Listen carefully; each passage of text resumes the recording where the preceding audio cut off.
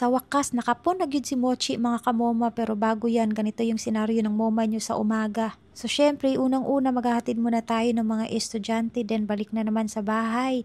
Tapos andito na naman yung mga senyorito at mga senyorita na nakatingin ng malayo sa bintana, ang layo ng mga iniisip nila. Alam ko na talaga itong plano ng mga anak kong barako mga kamoma, balak na naman yata nilang tumakas. Tapos si Shaki naman ay panay luha ang mata kasi nga sinisipon mga kamoma. Ito naman si Mochi at saka si Bebang ay nagpapakitang gilas mga kamoma.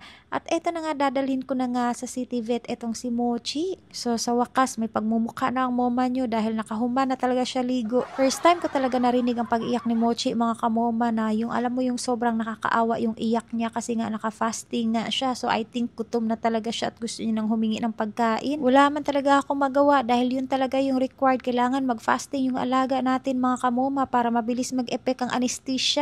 At buti na nga lang mga kamoma, ang schedule ng kapo ni Mochi habang nandito ako at hindi pa ako nakaalis. Kapag nga po pala taga Jensen ka, bago ka magpakapon, kailangan naka-anti-rabies na yung alaga mo. At kapag hindi pa nga na-anti-rabies, ay pwede mo din pong ipapa-anti-rabies sa kanila. And by slots din po kasi ang pagpapakapon mga kamoma, din ang paglilista nito ay every Tuesday ng umaga hanggang hapon. At dahil sa dinabi-dabi na nakapila, kaya umabot talaga kami ng 1 buwan sa paghihintay ni Mochi. Pero saktong-sakto hinog na nga yung kanyang lato-lato mga kamoma at pwede nang tanggalin.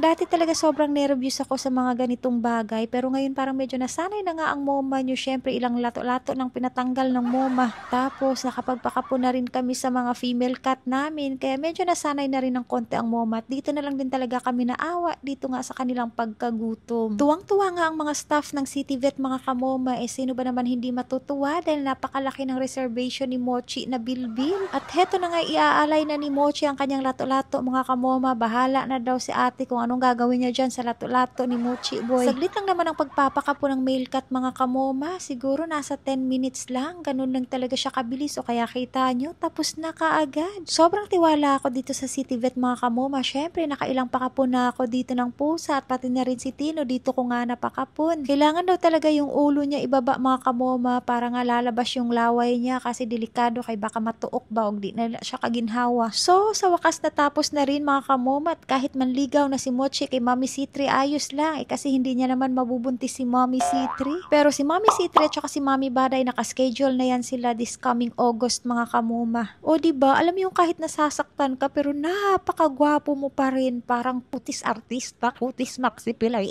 mo raman Amerikano si Mochi, oy.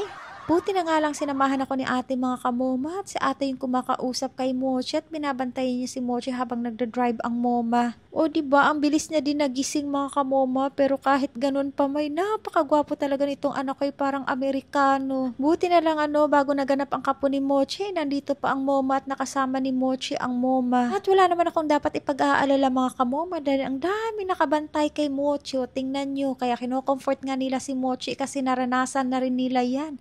At lalo na yan si Kuya Nori, kahit maldito yan pero mabait din naman. At eto naman si Bombom, kinausap niya si Daddy Yowo niya. Sabi niya, Daddy Yowo, i-comfort men si Mochi kasi pareho kayo ng karanasan sa buhay. At etong teddy bear ko na anak mga kamoma, wala talagang ibang binabantayan to kundi puro pagkain. Tingnan nyo, nakapatong na dyan. Kunwari, binabantayan si Mochi. So pagkahapon na nga pala mga kamoma, alis ang moma nyo sa kanyang transaction at syempre iiwan ko sila dyan sa bahay.